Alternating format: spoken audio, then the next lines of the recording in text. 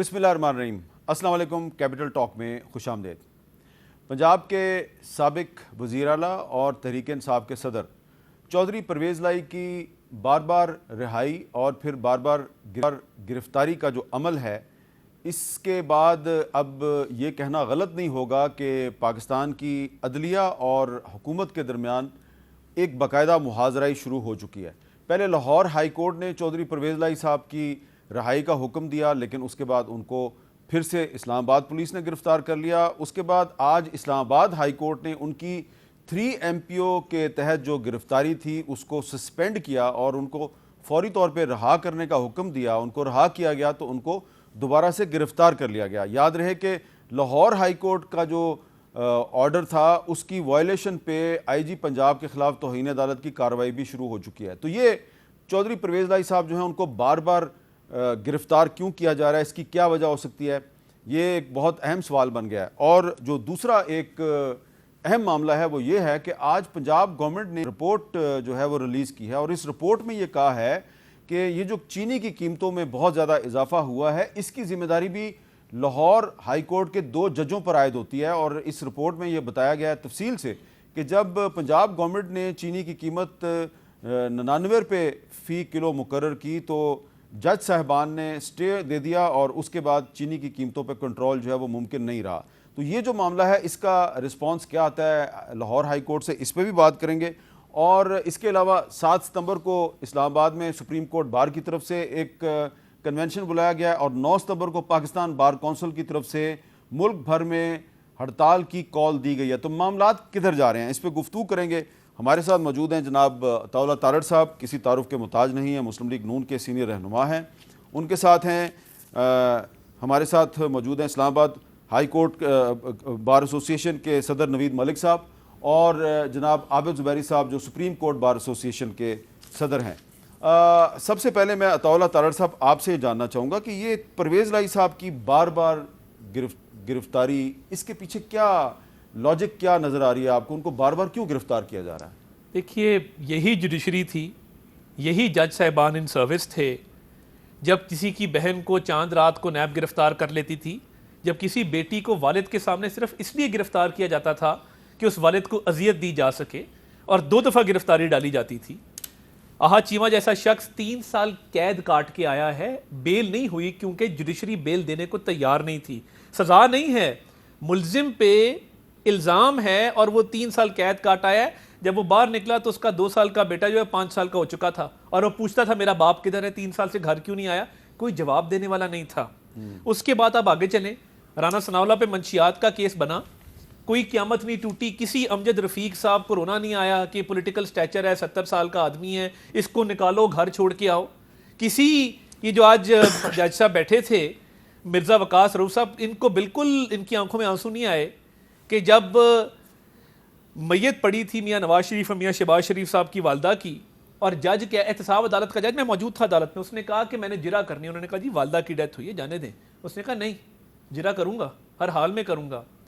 तो जब judicial system पूरा एक्टिव हो जाता है, और आपने चीनी का जिक्र किया, जुडिशल एक्टिविज्म ही है ना, एक शख्स की रिहाई के लिए मुझे मीर साहब स्टेटिस्टिकली आप बता दीजिए नैब के केसेस में कितने मुल्जिमान हैं जो जिस्मानी रिमांड पे हों, जुडिशल रिमांड नहीं, तहकीकाती इदारे की तहवील में जिस्मानी रिमांड पे हों और किसी को बुला के गुड टू सी यू कहा जाए और किसी को कहा जाए कि इसको बाहिफाजत घर छोड़ के आइए और अपनी तहवील में घर छोड़ के आइए।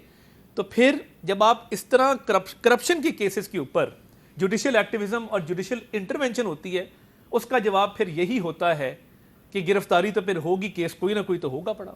अच्छा नवीद मलिक साहब, आप क्योंकि Islamabad high court bar association के सदर हैं, तो आज इस्लामाबाद हाई कोर्ट के एक मुअज़्ज़ज़ जज साहब जो हैं तारिक जहांगीरी साहब, उन्होंने कहा जी कि परवेज़ लाई साहब को रहा किया जाए।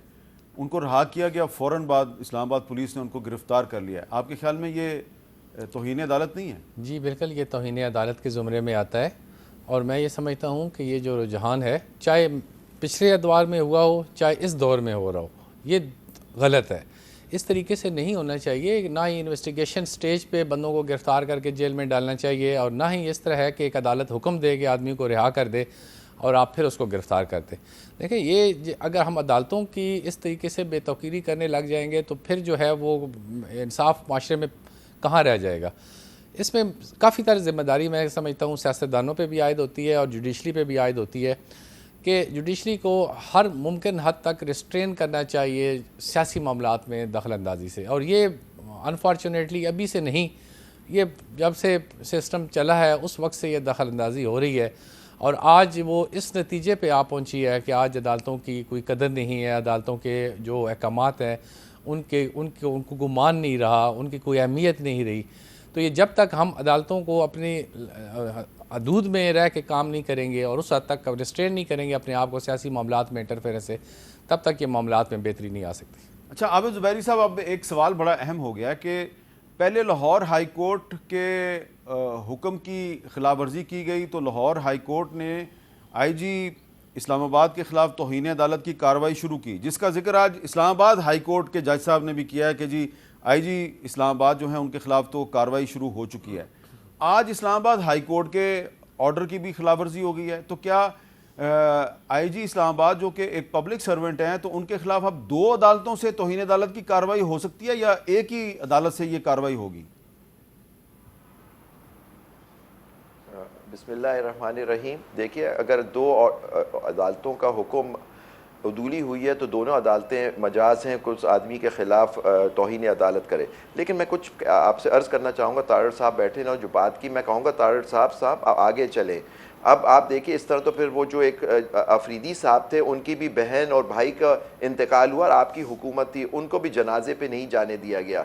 तो देखिए ना, मतलब कि अगर आप इन चक्रों में रह गए कि जी अब अदालत ने उस वक्त हमारे साथ किया, तो फिर अगर माजी में चले जाते हैं तो सिंध के प्राइम मिनिस्टर को रिस्टोर नहीं किया जाता, पंजाब से अगर प्राइम मिनिस्टर होता है तो उसको रिस्टोर किया जाता। और ये जजमेंट में एक सिंध के जज ने लिखा भी उस जजमेंट में। तो देखिए ना, अगर हम तारीख में चले जाएँ तो पहले क्या हो रहा था और जजेस को किस तरह से हमारी शहीद रानी के साथ क्या हुआ, ये सारी तारीख का हिस्सा। अगर हम तारीख में रह जाएंगे तो हम अब इस सिस्टम में बेहतरी नहीं ला सकते। मेरी आपसे दरख्वास्त है, आप एक बड़ी पोजीशन पे बैठे हैं, आप एक सियासतदान भी हैं, वकील भी हैं, तो मैं कहूँगा आपके तवज्जुह से कि हम लोग सिस्टम को पेश करने शुरू गए। जिस ज़माने में जो भी गलत हुआ, राना सनाउल्लाह साहब के साथ गलत हुआ, किसी के साथ कोई गलत नाइंसाफ़ी हुई है, उसको कोई जस्टिफाई नहीं कर सकता। लेकिन उसको बेसिस बना के अब जो हो रहा है, लेकिन जो बात मैं आपसे करना चाह रहा हूँ हामिद मीर साहब, कि IG और DC या कमिश्नर नहीं है मेन लोग जो आपको जाना पड़ेगा कि पीछे कौन है जो हुक्म दे रहा है इन चीज़ों का। तो जब तक हम उसका सद्देबाब नहीं करेंगे और सिविलियन सुप्रीमेसी नहीं कायम होगी, आपके रूल ऑफ लॉ और ह्यूमन राइट्स की यही वायलेशन होगी। रोज़ वकीलों के घरों पे छापे पड़ते हैं सर, रोज़ उनको पकड़ा जाता है, उनके घरों के अंदर उनकी दाखिल होकर उनकी चीज़ें, उनकी माँ बहन बेटियों की बेइज्जती की जाती है। लोगों के साथ ये हो रहा है, हमें आवाज़ उठानी होगी। यही हमारा कन्वेंशन 7 को यही हो रहा है, rule of law, human rights की, और ये सब जो वायलेशन हो रही है। तो ये सब चीज़ें आपको देखनी पड़ेंगी। आप जब तक नहीं रोकेंगे, आप परवेज़ इलाही साहब एक बूढ़े आदमी हैं और बुजुर्ग आदमी है, सीनियर सियासतदान है। अब कोर्ट्स की इज्जत क्या रह गई? आपकी जब हुकूमत थी पिछले दिनों, क्या कोर्ट्स की इज्जत हुई? आप खड़े होकर पार्लियामेंट में कहा गया कि हम सुप्रीम कोर्ट को नहीं मानते। अब आप बात कर रहे हैं गुड टू सी यू, उसी में आप रह गए। गुड टू सी यू तो आपने कहा नीचे भी आ गया chief justice Islamabad high court में। तो इस तरह ना करें। मेरा आपसे मतलब है, अगर मैं और आप इज्जत नहीं करेंगे कोर्टों के फैसलों की, तो फिर यही कोई बेतौकीरी होती रहेगी, जैसे नवीद ने कहा भी। अच्छा, एक सवाल मेरा यहाँ पे, आपने सिविलियन सुपरमेसी की बात की, तो आबिद ज़ुबैरी साहब, आपको याद होगा कि एक जज थे वकार सेठ साहब, तो उन्होंने जब एक डिक्टेटर के ख़िलाफ़ एक फ़ैसले का ऐलान किया, तो उस ऐलान की ना सिर्फ उस वक्त की जो हुकूमत थी उसने तज़हीक की, बल्कि उस जज साहब को ज़हनी मरीज़ करार दिया। और बाद में कुछ बहुत ही आला पाए के जो मुअज़्ज़ज़ जज साहिबान हैं, उन्होंने उस फ़ैसले को गैर मुअस्सर करार दे दिया। और उस वक्त की हुकूमत और उस वक्त के जो जज साहिबान हैं, क्या उन पर आप ये जिम्मेदारी आयद नहीं करेंगे कि उन्होंने सिविलियन सुपरमेसी के लिए, अगर एक जज खड़ा हो गया था तो उसको ना सिर्फ डिस्करेज किया बल्कि उसको जहनी मरीज करार दे दिया?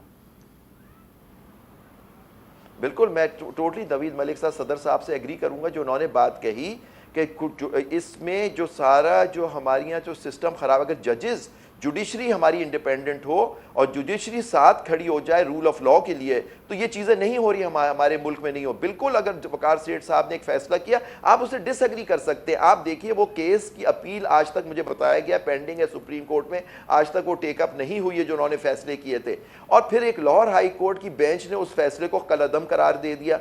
तो ये सारी चीजें होती हैं, ये भी आप देखिए जो इस काम हुए, बिल्कुल जुडिशरी सब, हम लोग सब इसमें शामिल हैं जो हमारी यहाँ और आज हालात और हैं। लाहौर हाई लेकिन कोर्ट हमें इस पे लाहौर हाई कोर्ट के जिन जज साहिबान ने जस्टिस वकार सेठ के फैसले को कालअदम करार दे दिया, उनको बाद में फिर प्रमोट करके सुप्रीम कोर्ट में लाया गया। चले इस बहस से निकलते हैं। ये बताएं अताउल्लाह तारड़ साहब कि आज पाकिस्तान तहरीक इंसाफ की कोर कमेटी के मेंबर हैं और एक वकील हैं शुएब शाहीन साहब, उन्होंने एक बात की, जरा सुने वो क्या कह रहे हैं। बाजी में हमने देखा कि जब मुल्जिम को सजा होती थी या वो जेल में होते थे तो वो बीमार पड़ जाया करते थे, और इसके बरक्स जब इमरान खान और पीटीआई के लोगों का केस जज साहिबान के पास आता है तो या तो वो जज साहिबान बीमार पड़ जाते हैं या वो छुट्टी कर लेते हैं, या वो chief justice Islamabad high court हूँ या वो अबुल हसनात जुल्करनैन साहब हूँ। एक बात का उन्होंने जिक्र नहीं किया शुएब शाहीन साहब ने कि वो जज ट्रांसफ़र भी हो जाते हैं। अगर वो फैसला दें कि परवेज़ लाई साहब को फौरी तौर पे रहा किया जाए तो जज साहब ट्रांसफ़र हो जाते हैं। आपको नहीं लगता कि ये बहुत बुरी मिसालें कायम हो रही हैं? मीर साहब, जिस जज साहब का आप हवाला दे रहे हैं कि जैसे समजद रफ़ीक को मुल्तान भेजा गया, जो ड्यूटी रोस्टर होता है हाई कोर्ट का वो एक दिन में जारी नहीं होता, वो कई दिन कबल या कई दफ़ा हफ्ता 10 दिन पहले आ जाता है, 15 दिन पहले आ जाता है। तो अगर मेरी मालूमात ठीक है, जो नोटिफिकेशन मैंने देखा है 30 जुलाई को वो आ गया हुआ था ड्यूटी रोस्टर, जिसमें अमजद रफ़ीक साहब का पता था कि इन्होंने फ़लाँ तारीख को मुल्तान चले जाना है। परवेज़ लाई साहब का केस लगने के बाद उनकी ट्रांसफ़र नहीं हुई, उस तारीख का ऐलान पहले से किया जा चुका था। अच्छा, तो देखिए ना, अब जुडिशल एक्टिविज्म या जुडिशल इंटरफेरेंस की जब बात करते हैं, मैं ये भी जिक्र करना चाहूँगा, अभी बात हुई कि वो फ़लाँ रेफरेंस जो है वो उनके ख़िलाफ़ किया गया, ये बज़ाहिर नकवी साहब का जिक्र हुआ, तो मुझे बताएं काजी फ़ायज़ ईसा साहब के खिलाफ जो रेफरेंस दायर किया था उस गवर्नमेंट ने चले मजाक तो उड़ाया वकार सेठ साहब का जो मुशर्रफ साहब वाली जजमेंट थी, तो काजी फ़ायज़ ईसा के खिलाफ रेफरेंस लाने की क्या वजह थी? क्या फैज़ाबाद धरनों से हुकूमत उस वक्त की नाखुश थी? क्या उस वक्त के जो करता धरता लोग थे वो फैज़ाबाद धरनों से डिस्टर्ब होकर और फैज़ाबाद धरनों के हवाले से जो काजी साहब के कमेंट्स थे, क्या उनके खिलाफ रेफरेंस उस वजह से नहीं आया? फिर हमने ये भी देखा कि जब एक लॉन्ग मार्च आता है और सुप्रीम कोर्ट के यही जजेस, इमरानदार जजेस 3-4 फैसला देते हैं, क्या लफ्ज़ इमरानदार इमरानदार ये क्या होता है? ये जो प्रो इमरान जजेस होते हैं, अच्छा। गुड टू सी यू वाले, अब वो ऑर्डर करते हैं कि आप कॉन्स्टिट्यूशन एवेन्यू पे नहीं आएंगे, आप रेड जोन में नहीं आएंगे, आप ब्लू एरिया में नहीं आएंगे। यहाँ पे दरख्त जलाए गए, सरकारी अमलाक को नुकसान पहुंचाया गया। जज साहबान क्या कह रहे हैं? शायद हमारे इमरान को खबर ही ना हुई हो, शायद हमारे इमरान को कोई बताने वाला ना हो। नहीं, ऐसे अल्फाज नहीं थे। नहीं, और चलें, ये तो मैं थोड़ी मुबालगा आराई से काम ले रहा हूँ, थोड़ी मुबालगा ठीक है। उन्होंने लेकिन ये वो कहा, जो जले हुए दरख्त हैं वो अभी भी बाहर मगर सड़क पे आपको क्या नजर कहा? आएंगे कि अभी भी काले काले हैं वो क्या दरख्त। कहा कि इमरान को शायद किसी ने बताया ही ना हो। कंटेम्प्ट की पिटिशन है गवर्नमेंट की, इधर तो रोज कंटेम्प्ट के नोटिस, आईजी बेचारा सरकारी मुलाजिम है, उसको आप 10 कंटेम्प्ट के नोटिस भेज दें। आज वैसे भी जो तारिक जहांगीरी साहब ने ऑर्डर सस्पेंड किया वो एमपीओ का किया है, नए केस बनाने से नहीं रोका। एक तो ये बात तो clear अब कर दूं। परवेज लाई साहब पर नया केस बन गया। नया नहीं, किसी हो सकता है किसी पुराने में पकड़ा हो, मैं नहीं ये नहीं जानता, ये तो हकायक सामने आएंगे तो पता लगेगा। कहने का मकसद ये है कि जब आप कहेंगे कि कंटेम्प्ट में कि इमरान को तो पता ही नहीं था, वो तो खबर नहीं पहुंची थी। इस दौर में जब सोशल मीडिया का दौर है, इलेक्ट्रॉनिक मीडिया का दौर है, और आप कंटेम्प्ट की फाइल जो है वो दाखिल दफ्तर कर देंगे, तो फिर यही हालात होंगे जो आज इस मुल्क में। अच्छा नवीद मलिक साहब, 3 MPO जो है, आपको तो पता ही होगा, आप माशाल्लाह इतने सीनियर वकील हैं, ये जनरल अयूब खान के ज़माने में ये कानून आया था, maintenance of public order, 3 MPO। तो आज अदालत ने पूछा, इस्लामाबाद हाई कोर्ट ने पूछा कि जी ये परवेज़ लाई साहब ने क्या गड़बड़ की है, क्या उन्होंने हंगामा राई किया है? बताया गया जी ना इस्लामाबाद में उन पर कोई केस है, ना उन्होंने कोई ऐसी तकरीर किया है, फिर भी उनको गिरफ्तार किया गया, इसलिए ये उनकी गिरफ्तारी का हुक्म मुअत्तल हुआ। तो जब पाकिस्तान में एक इलेक्टेड पार्लियामेंट का नाफिज करदा आइन नाफिज है, तो ये 3 MPO का जो कानून है इसको इस्तेमाल करना चाहिए? सर, बहुत सारी चीज़ों को इस्तेमाल नहीं करना चाहिए, लेकिन आप देख रहे हैं कि वो सारी चीज़ें अब चल रही हैं। जैसे तारड़ साहब ने कहा कि ये जैसे उनको गिरफ्तारी है, ये भी देखने वाली बात है कि वैसे मैं बता दूं कि इन्होंने कहा मुझे नहीं पता, उनको गिरफ्तार किया गया जुडिशल कॉम्प्लेक्स इस्लामाबाद जी पे सर, हमले के मैं इल्जाम ये में बात कर रहा गिरफ्तार था किया गया। कि इस वक्त किसी जो जितने भी ये सियासी लीडरान हैं उनमें हो सकता है कितनी कितनी FIR दर्ज हैं, 10 हैं, 20 हैं, 30 हैं। अगर 2 में मुकदमे में उनमें ज़मानत हो जाती है, अगर एक मुकदमे में उन्होंने ज़मानत नहीं अप्लाई की हुई तो वो तो पुलिस फिर कम्पिटेंट है उनको अरेस्ट करने के लिए। लेकिन फिर भी उनको डिस्क्लोज़ करना चाहिए कि उनके खिलाफ ये एलिगेशंस हैं। और अगर वो एक दफ़ा हाई कोर्ट ने ऑर्डर किया, अगर हाई कोर्ट ये ऑर्डर करती है कि इनको किसी भी मुकदमे में गिरफ़्तार न किया जाए और फिर भी वो गिरफ़्तार करते हैं तो फिर वो that is an different thing. लेकिन अगर उन्होंने 3 MPO के तहत उसकी जो गिरफ्तारी है वो इलीगल डिक्लेयर की है और उसके बाद रिहा होने के बाद अगर कोई ऐसा मुकदमा है जिसमें लेकिन लाहौर हाई कोर्ट ने कहा था कि इनको किसी मुकदमे में गिरफ्तार ना किया जाए और गिरफ्तारी से पहले हमें बताया जाए। जी, फिर वो उनको फिर इसीलिए उन्होंने कंटेम्प्ट ऑफ कोर्ट का नोटिस भी जारी किया है। अच्छा। हाई कोर्ट ने इसीलिए कंटेम्प्ट ऑफ कोर्ट का नोटिस जारी किया है और उन्होंने तलब भी कर ली है, आगे वो उसको प्रोसीडिंग भी करेंगे क्योंकि उन्होंने कहा था कि किसी भी में गिरफ्तार न करें। उन्होंने 3 MPO में गिरफ्तार करके उनको अटक जेल में भिजवा दिया। अच्छा आबिद जुबैरी साहब, आप ये बताएं, बहुत से हमने देखा है कि पिछले दौर में भी और इस दौर में भी बहुत से जो सियासतदान हैं, पॉलिटिकल वर्कर्स हैं, उनको 3 MPO में गिरफ्तार किया जाता है। ये 3 MPO में जो गिरफ्तारी है ये क्या ये कानून के साथ मजाक नहीं है?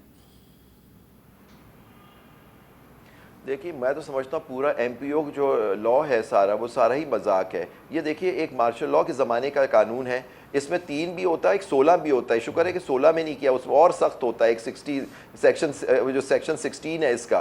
तो ये 3 में तो फिर भी नुक्से अमन की जो इशू है। लेकिन ये देखिए ये एक तरह से है कि आदमी को किसी केस में करके बेल की जाए तो इस कानून को इस्तेमाल किया जाता है कि उसको जेल में रखने के लिए। अब MPO में अब फरमा रहे हैं आप तारड़ साहब के जी उनको अब उसमें जो जुडिशल कॉम्प्लेक्स के उसमें शायद उनको अरेस्ट किया है। तो जुडिशल कॉम्प्लेक्स का तो इशू बहुत पुराना है, अगर उनको अरेस्ट करना तो पहले करना चाहिए था। अब क्यों अरेस्ट किया जा रहा है? क्या उनका नाम था उस FIR में परवेज़ इलाही साहब का या नहीं था, या उनको बाद में डाला गया है? देखिए सिर्फ मकसद ये है कि उनको जेल में रखना, कोर्ट के ऑर्डर्स का मजाक उड़ाना।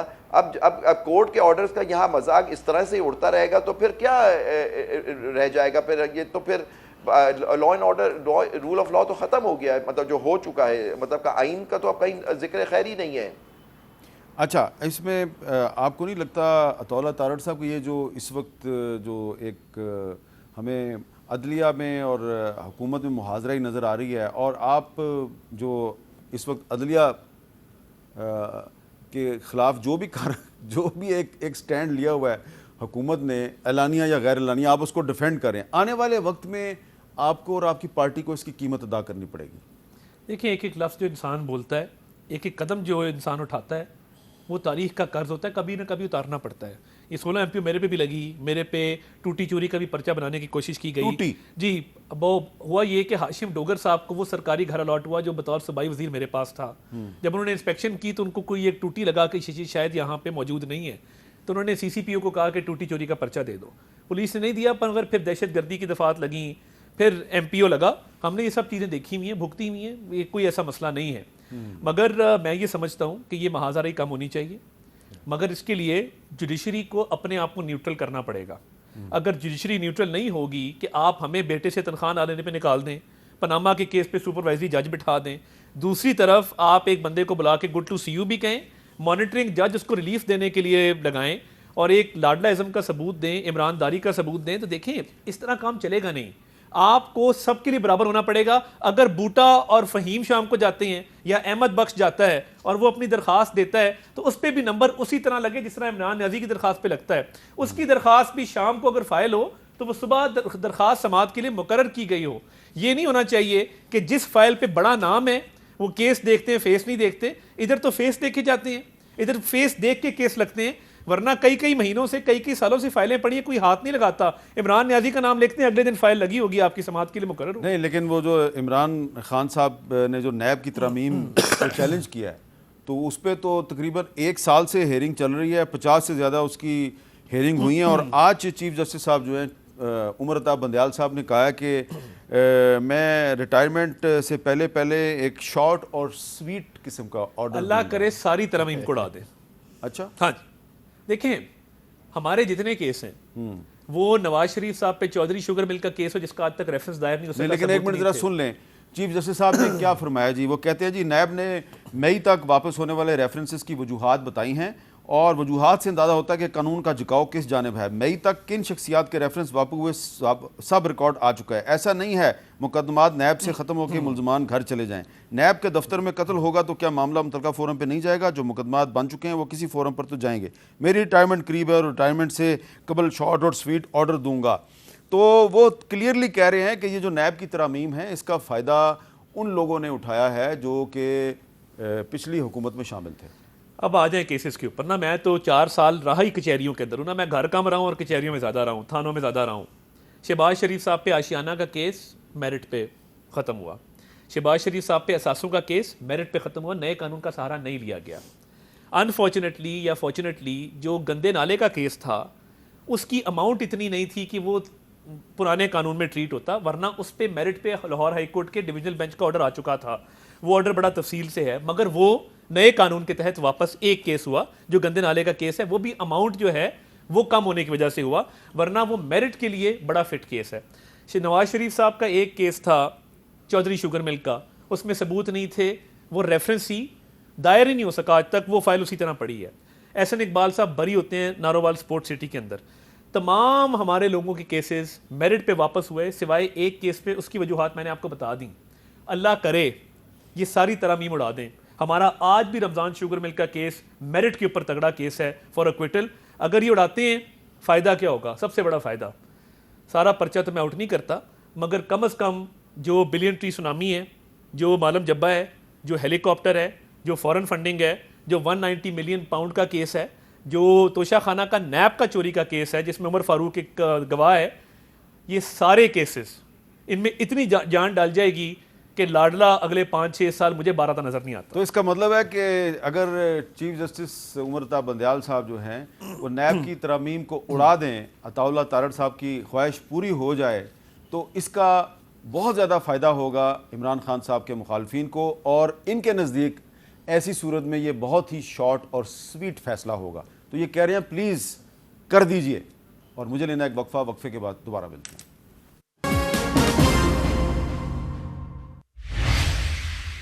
कैपिटल टॉक में दोबारा खुशामदीद। जी नवीद मलिक साहब, आपका क्या ख्याल है कि अगर सुप्रीम कोर्ट जो है वो नैब की तरमीम को ख़त्म कर देती है, उड़ा देती है, तो इसका फ़ायदा और नुकसान किसको होगा? देखिए जी, ये जो तरमीम हुई है इसका फ़ायदा भी तमाम सियासतदानों ने उठाया और नुकसान भी सबको होगा। ये इमरान खान साहब के मुकदमात भी जब chief justice Islamabad high court की अदालत में ज़ेर समाअत थे, उस वक्त भी इन तरमीम का दे के उन्होंने इनकी मिसाल दे के और वो बेनिफिट्स लेने की कोशिश की, जहाँ पे बल्कि रिमार्क्स थे चीफ जस्टिस साहब के कि एक तरफ तो आपने उनको चैलेंज किया हुआ है और इधर आप उनका बेनिफिट लेने की कोशिश कर रहे हैं, तो वो उनको बेनिफिट्स मिले। जो बेनिफिट्स बाकी सियासतदानों को मिले वो चेयरमैन पीटीआई को भी मिले, और इसी तरह अगर ये तरमीम वापस हुई तो इसका नुकसान भी फिर सबको होगा। लेकिन फिर बात वही आ जाती है अहमद मीर साहब, मैं कहता हूँ कि हर जो इदारा है वो अपनी हदूद से अगर बाहर निकलेगा तो उस पर फिर मुल्क में ख़राबी पैदा होती है। पहले दिन से हम कहते हैं कि पार्लियामेंट का काम है कानून साजी करना, अगर पार्लियामेंट ने कोई कानून साजी की और उसके मुताबिक उन्होंने किसी कानून में तरमीम की, तो फिर अदलिया को इंटरफेरेंस हर मामलात में जाके नहीं करनी चाहिए। देख, जहाँ पे भी जाके आप इंटरफेरेंस करेंगे उस वक्त तक तो फिर मामला ख़राब होंगे। उस वक्त तक आप नहीं कर सकते जब तक कोई बहुत ही जो आइन के बिल्कुल मुतसादम कानून है वो कानून ना बने, उससे पहले आपको फिर रिस्ट्रेन करना चाहिए। आबद ज़ुबैरी साहब, आपका क्या ख्याल है कि अगर सुप्रीम कोर्ट की तरफ से जो नैब के कानून में जो अमेंडमेंट्स हुई हैं जो पिछली पार्लियामेंट ने की हैं, अगर वो इसको उड़ा देती है सुप्रीम कोर्ट, तो इसका वाकई आपके ख्याल में इमरान खान साहब को बहुत नुकसान होगा? देखिए, मुझे बड़ी हैरानगी हो रही है इस बात की कि मैंने उस केस को फॉलो एज सच नहीं किया, लेकिन केस फाइल किया गया इमरान खान साहब की तरफ से कि ये तरामीम गलत है। तो अगर वो उनके अपने खिलाफ ही केस फाइल कर रहे हैं तो अच्छी बात है, जैसे तारड़ साहब कह रहे हैं, और इनकी तरफ से डिफेंड किया गया। इनके बहुत बड़े वकील साहब हैं जो उनको डिफेंड कर रहे हैं कि ये अमेंडमेंट सही है। तो मुझे नहीं समझ आ रहा तारड़ साहब कैसे कह रहे हैं, क्योंकि इनकी तरफ से आर्ग्यूमेंट तो यही हो रहा है कि ये नैब की जो अमेंडमेंट्स है ये सही हैं। उधर से आर्ग्यूमेंट हो रहा है कि वो नहीं है। तो जैसे नवीद मलिक साहब सदर साहब ने कहा कि ये हो सकता है सबको नुकसान हो, सारे केसेस जो बंद किए गए वो खुल जाएंगे, उसके बाद देखना होगा। लेकिन एक चीज़ मुझे बड़ी परेशान कौन है कि मुझे समझ नहीं आ रहा कि एक फ़ैसला, स्वीट फ़ैसला क्या होता है, मतलब कि उसका क्या डेफिनेशन होगी कि वो किसके लिए स्वीट होगा, मतलब कि अवाम के लिए होना चाहिए स्वीट, कि अवाम देखे कि जो ये इस तरह के लोगों ने पर्सन स्पेसिफिक लेजिस्लेशन अगर की गई है, अगर इस कोर्ट इस नतीजे पहुंचती है तो अवाम देखे। लेकिन मेरा एक हमेशा से रहा है कि नैब का कवानीन वगैरह ये सब सिर्फ और सिर्फ सियासी मकासद के लिए इस्तेमाल होते हैं, ये लॉ होना ही नहीं चाहिए। आपके और लॉज, एंटी करप्शन लॉज वगैरह मौजूद हैं, क्योंकि अगर ये केसेस ख़त्म नहीं होने चाहिए थे, इनका क्या होना चाहिए था कि अगर ये केस उसके ज़ुमरे में नहीं आते तो किसी और अदालत में चले जाते, वहाँ चलता, वहाँ ट्रायल होता और हतमी फैसले पहुँचते। अगर आपके खिलाफ झूठा रेफरेंस था या झूठी FIR थी तो वो ख़त्म हो जाता केस के तौर पे। ये बात हो रही है। ठीक है, अच्छा अब ज़रा मुझे ये बताएं तारड़ साहब के ये जो चीनी की कीमतों में इजाफा हुआ है, तो इस पे पंजाब गवर्नमेंट जो है उसने आज एक रिपोर्ट रिलीज़ किया। उस रिपोर्ट तो बहुत तफसीली है, लेकिन मैं उसका मुख्तसर सा आपको जो जिस्ट है वो बताता हूँ कि वो रिपोर्ट ये कह रही है कि चीनी की कीमत बढ़ने का सबब लाहौर हाई कोर्ट के 2 फैसले हैं। जब क्रशिंग सीज़न शुरू हुआ तो 7.7 मिलियन मैट्रिक टन चीनी की पैदावार हुई, जिसमें से 5 मिलियन मैट्रिक टन चीनी सिर्फ पंजाब में स्टॉक थी। 20 मार्च 2023 को पंजाब में चीनी की रिटेल कीमत 99 रुपये फ़ी किलो मुकर्रर की गई। ताहम जस्टिस शाहिद करीम ने 4 मई 2023 को ये नोटिफिकेशन मुअत्तल कर दिया। फिर दूसरे जज जस्टिस अनवर हुसैन साहब ने 1 अगस्त 2023 को चीनी की कीमत फिक्स करने के खिलाफ एक और स्टे ऑर्डर जारी कर दिया। केस की तारीख यानी आज यानी 5 के लिए मुकर्रर थी। केन कमिश्नर ने टेलीफोन पे आगाह किया कि केस ख़त्म नहीं कर दिया गया, बल्कि डिवीज़न बेंच को भेज दिया गया है। अब जस्टिस शाहिद करीम और जस्टिस अनवर हुसैन के फैसले चीनी की कीमतों में इजाफे का बायस बने और शुगर मिल जो सट्टेबाज चीनी की फ़ी किलो कीमत 180 रुपये फ़ी किलो के हिसाब से वसूल कर रहे हैं। और रिपोर्ट में कहा गया कि जस्टिस शाहिद करीम ने चीनी की सप्लाई लाइन की मॉनिटरिंग के खिलाफ भी स्टे ऑर्डर जारी कर दिया, जिसकी वजह से चीनी की अफगानिस्तान स्मगलिंग रोकी ना जा सकी और इसके बाद 7 लाख टन मैट्रिक टन चीनी स्मगल हो चुकी है। और चीनी की कीमतों में इजाफे की बुनियादी वजह लाहौर हाई कोर्ट के स्टे ऑर्डर्स हैं और शुगर मिल्स और ब्रोकर्स के गठजोड़ भी चीनी की कीमतों में इजाफे की वजह है। सारी की सारी जो जिम्मेदारी है पंजाब गवर्नमेंट ने, सारी की सारी जिम्मेदारी खुद कोई जिम्मेदारी नहीं ली, 2 जजों पर डाल दिया। क्या ये मुनासिब ये है? बिल्कुल मुनासिब नहीं है। देखिए, एक तो मैं जैसे शाहिद करीम का आपको बताता चलूँ, जहाँ वकार सेठ साहब का नाम आता है, अल्लाह उन्हें गरीक रहमत करे, उस बेंच का मुशर्रफ जजमेंट में शाहिद करीम साहब भी हिस्सा थे। लाहौर हाई कोर्ट से ये उसी बेंच में शामिल थे जिसने मुशर्रफ वाला ऑर्डर दिया। इंतहाई अपराइट, इंतहाई ईमानदार जज हैं, इंतहाई काबिल जज हैं और इनका शुमार उन जजों में होता है जो बिल्कुल न्यूट्रल तसव्वुर होते हैं। तो इसलिए उनकी कोई कैरेक्टर पे एस्पर्शंस कास्ट करना मुनासिब नहीं होगा। मगर मैं ये समझता हूँ कि ये इंतज़ामी मामलात हैं चीनी के, इसमें कोर्टों को इन्वॉल्व नहीं होना चाहिए। ये मेरा एक ओपिनियन है, नंबर 1। नंबर 2, स्मगलिंग को रोकना, केन कमिश्नर का ये चेक करना कि किस मिल के अंदर कितनी चीनी होर्डिंग की गई है, ज़ख़ीरा अंदोज़ी की गई है, किस मिल का कितना स्टॉक पड़ा है, कितना बिक गया, ये तो हुकूमत की जिम्मेदारी है। और ये देखें, जो कीमतें बढ़ी हैं ये ओवरऑल सिस्टम की मिसमैनेजमेंट है। ये थोड़ी सी चेक बैलेंस रखते, ये सिर्फ नवीद कमर साहब पे जिम्मेदारी आयद नहीं होती। नहीं, मैं तो ये समझता हूँ कि देखें, जो काबीना का फैसला है ना, अब हम जो मर्जी कहते रहें, हाँ, प्रिंसिपल की असूल की बात ये है, काबीना का फैसला होता है। किसी एक वजीर पे डालना ना, मैं उससे एग्री नहीं करता, मेरा अपना एक ओपिनियन है। ठीक है। तो ये मिसमैनेजमेंट है। हाँ, ये ज़रूर है कि एक पार्टी चीनी की एक्सपोर्ट के लिए ज़्यादा एक्टिव थी, ये कहना मुनासिब होगा। मगर फैसला फिर सबने किया, मगर फैसला किया क्योंकि सरप्लस था, फैसला गलत नहीं था। बाद में जो मिसमैनेजमेंट हुई स्मगलिंग की वजह से, होर्डिंग की वजह से, सप्लाई चेन की वजह से, वो फिर हुकूमतों का काम था कि उस मिसमैनेजमेंट को देखते। अच्छा नवीद मलिक साहब, आप क्या कहेंगे कि इस तरह 2 जजेस पे सारी जिम्मेदारी डाल देना कि चीनी इनकी वजह से महंगी हुई है, इनकी वजह से स्मगल हो रही है, ये मुनासिब है? सर, मैं पहले भी फिर वही बात आती है कि ये इंतज़ामी मामलात हैं, अब इनमें अदालतों को इंटरफेरेंस करने की क्या ज़रूरत थी। लेकिन अगर उन्होंने उस वक्त वो स्टे ऑर्डर जारी किया और उसके बाद फिर मामलात पहुँचे तो किसी न किसी तौर पर रिस्पॉन्सिबिलिटी थी उनकी बनती है। जी आबू ज़ुबैरी साहब, आप क्या कहेंगे इस पे? सर बिल्कुल मैं डिसएग्री करूंगा ये जो बात की गई है, क्योंकि देखिए जज के सामने केस आता है, एक पार्टी है जो भी पार्टी है वो आती है, वो कहती है कि जो नोटिफिकेशन आया है वो कानून के और आइन के खिलाफ है, तो कोर्ट उसको देख के इंटरिम ऑर्डर पास करती है या फाइनल फैसला करती है। ये कह देना कि जी इंतजामी अमूर में उन्होंने मुदाखलत की, तो फिर तो हम कोई केस ही फाइल नहीं कर सकते, क्योंकि हर गवर्नमेंट की जो चीज़ें इशूज़ होते हैं, इवन पॉलिसी मैटर्स को भी चैलेंज किया जाता है, जबकि कोर्ट ज़्यादातर इंटरफेयर नहीं करती पॉलिसी मैटर्स, लेकिन जहाँ वो आइन के अगर मुखालिफ खिलाफ हों या किसी कानून के खिलाफ हो तो कोर्ट इंटरवीन करेगी। ये कह देना कि जी इंतजामी उमूर है, इसमें ये इंतजामी सिर्फ। दूसरी बात, ये पंजाब गवर्नमेंट तो खुद इलीगल गवर्नमेंट है, और दो अच्छे जजों पे इस तरह से कह देना, शाहिद करीम साहब और जस्टिस अनवर हुसैन पे कह देना कि उनकी जिम्मेदारी है, तो क्या स्मगलिंग भी उनकी जिम्मेदारी है या जो होर्डिंग होती है ये भी कोर्ट की जिम्मेदारी है?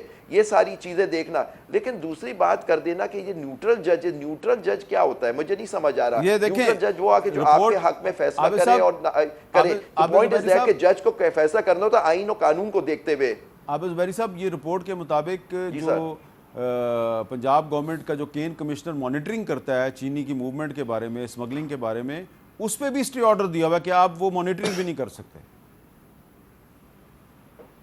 सर मुझे इसका नहीं मालूम, मैंने ये केस नहीं देखा मॉनिटरिंग, लेकिन कोई ना कोई वजह होगी उसकी। मुझे केस देख के देखिए ना, अच्छा। मैंने देखा है ना आप में से किसी ने मेरे ख्याल से वो देखा है कि वो पटिशन क्या थी जिसके अंदर क्यों कहा कि मॉनिटरिंग, उसने कोई गलत कोई चीजें कर रहा होगा जो जरूर कोर्ट ऐसे नहीं दे सकता। आप मंगवा लीजिए पटिशन को। दूसरी बात, गवर्नमेंट ऑफ पंजाब इसमें पार्टी है, अगर मई में स्टे ऑर्डर हुआ हुआ या पहली अगस्त को हुआ है जैसे आपने फरमाया, तो उन्होंने काउंटर क्या दाखिल किया? क्या उन्होंने कहा कि आपकी वजह से ये सब चीजें हो रही है? वो काउंटर भी तो देखे, रिपोर्ट क्या होती है। इन्होंने अपना जवाब क्या दाखिल किया केस के अंदर? क्यों जाके विकेट नहीं कराया स्टे के, जी आपके ऑर्डर से ये हो रहा है, उसका इफेक्ट ये हो रहा है? कहा गवर्नमेंट ऑफ पंजाब के बुकला ने वहां जाके या नहीं? ये सब चीजें देखने की बात है। आज की डेवलपमेंट ये है कि अब पंजाब गवर्नमेंट ने एडवोकेट जनरल पंजाब से कहा जी कि ये जो 2 फैसले हैं इसके खिलाफ आप अपील दायर करें, यानी कि काफ़ी अरसे के बाद उन्होंने कहा अपील दायर करें। एक वक्फा लेते हैं, वक्फे के बाद दोबारा।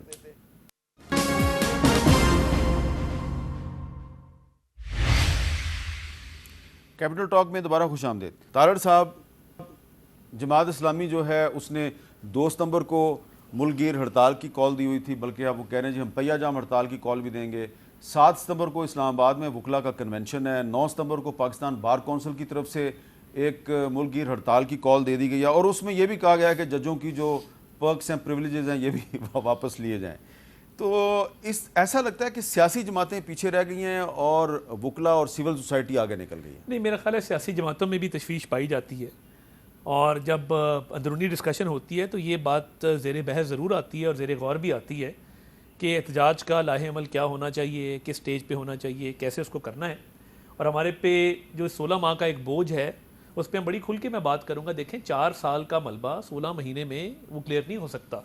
जो 16 माह में हुआ, हम तो यही कर सकते थे कि IMF की एग्रीमेंट को, जो एक शख्स ने कहा था कि मैं खुदकुशी कर लूँगा और मैं IMF के पास नहीं जाऊँगा, हर गुजरते दिन के साथ उस दिन के बाद IMF की शराइत सख्त होती गई।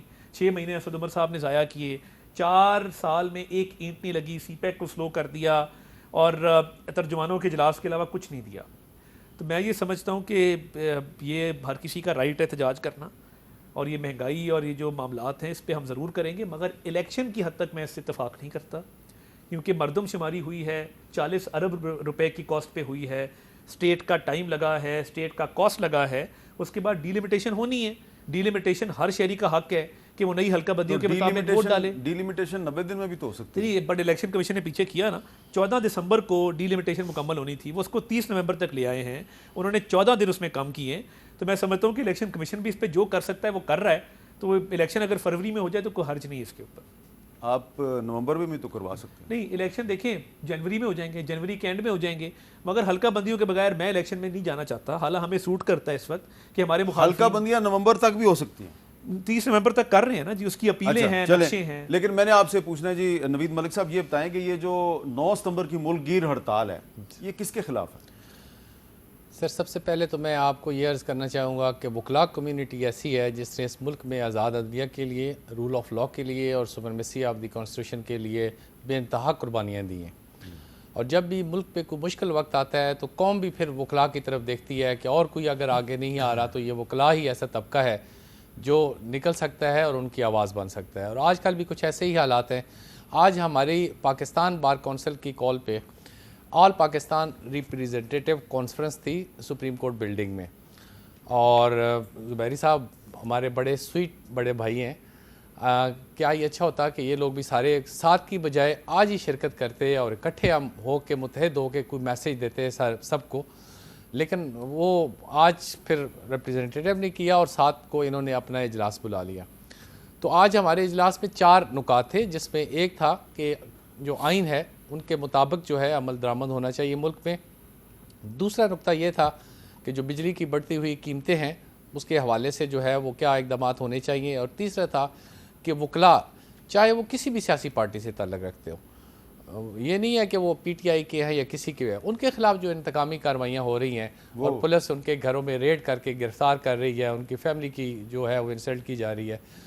ये 4 नुकात पे आज हमारी आल पाकिस्तान आप चाहते हैं इलेक्शन 90 दिन के अंदर हो, तो ये जो है आज जो पाकिस्तान बार काउंसिल की जो है ज़ेर क़यादत आज तमाम पाकिस्तान से जो नुमाइंदे आए और उन्होंने इन 4 नुकात पर अपने अपने ख्यालात का इज़हार किया और ये तय किया कि इन 4 नुकात के पर अमल दरामद के लिए हम 9 सितंबर को इलेक्शन 90 दिन के अंदर कराने का मुतालबा भी शामिल है। जी, कानून के आइन के मुताबिक जो है जो भी चीज़ है। अच्छा, अब ज़ुबैरी साहब आप आखिर में बताएं कि सुप्रीम कोर्ट बार जो है उसने 7 सितंबर को कन्वेंशन बुलाया है, पाकिस्तान बार काउंसिल 9 सितंबर को हड़ताल करेगी, तो अगर वकला की कम्युनिटी जो है वो ही मुतहद नहीं है तो फिर कामयाबी कैसे मिलेगी आपको?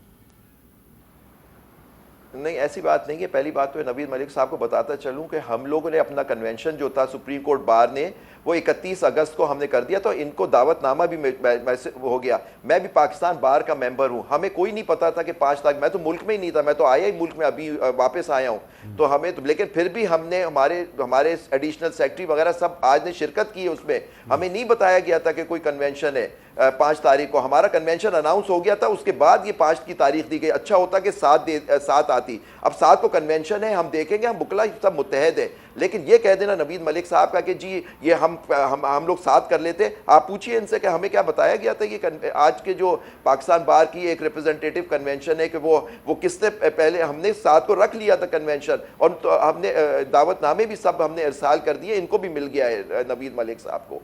तो ये कहते हैं, लेकिन देखिए ये चीज़ें मैं नहीं समझता कि इस वक्त इन चीज़ों के हम बहस में पड़ जाएं कि वो आगे हो गया पीछे हो गया। अब हम देखते हैं, हमारा कन्वेंशन है, पाकिस्तान बार शिरकत करेगी, उसमें आए ज़रूर, उनको भी सबको दावतनामे चले गए। इत्तेहाद दोनों मुत्तहद होना है, दोनों तरफ से होता है। हम हैं, अगर उन्होंने 9 की हड़ताल दी है, हम सब मुत्तहद हैं उसके ऊपर। इसका कोई जवाब देना चाहेंगे आप? जी बिल्कुल, ये बहुत अच्छी बात है जो ज़ुबैरी साहब ने की कि 9 की हड़ताल पे वो सारे मुतहद हैं और इंशाअल्लाह ताला 7 के इजलास में फिर हम भी आप बताएं, आपको दावतनामा पहले और साल हो गया था जी मिला है बिल्कुल। अच्छा तारड़ साहब, आखिर में ये बताएं कि ये जिस तरह वकला के अंदर भी लग रहा है कि कोई 2 ग्रुप नज़र आ रहे हैं, इसी तरह जो PTI के जो मुखालिफ सियासी जमातें जो कुछ हफ्ते पहले तक इकट्ठी थी, ख़ास तौर पर पीपल्स पार्टी और नून लीग, अब वो आपस में लड़ना शुरू कर दिया, फ़ायदा किसको होगा? देखिए, मैं ये समझता हूँ कि इंतखाबी सियासत और इक़्तिदार की सियासत में बड़ा फ़र्क है। इक़्तिदार की सियासत में कोलिशन गवर्नमेंट बनती हैं, आप इकट्ठे होते हैं, मगर जब इंतखाब की सियासत आती है तो फिर सीटों के ऊपर आपके उम्मीदवार मुख्तलिफ होते हैं। कुछ सीटों की हद तक सीट एडजस्टमेंट हो सकती है, मगर इलेक्शंस के अंदर आपको सूट यही करता है कि आप थोड़ी बहुत तनकीद जारी रखें, थोड़ी बहुत तनकीद जारी रखें जी, और जो तनकीद है उसको बर्दाश्त भी करें। और कहा जाता है कि तनकीद जमहूरियत का हुस्न है, लेकिन अगर वाकई जमहूरियत पाकिस्तान में आपको नज़र आए तो फिर तनकीद भी आपको नज़र आनी चाहिए। और अगर तनकीद आपको बुरी लगे और तनकीद जो है वो मीडिया से गायब हो जाए तो इसका मतलब है पाकिस्तान में जमहूरियत ख़त्म हो गया। इजाज़त दीजिए, अल्लाह हाफ़िज़।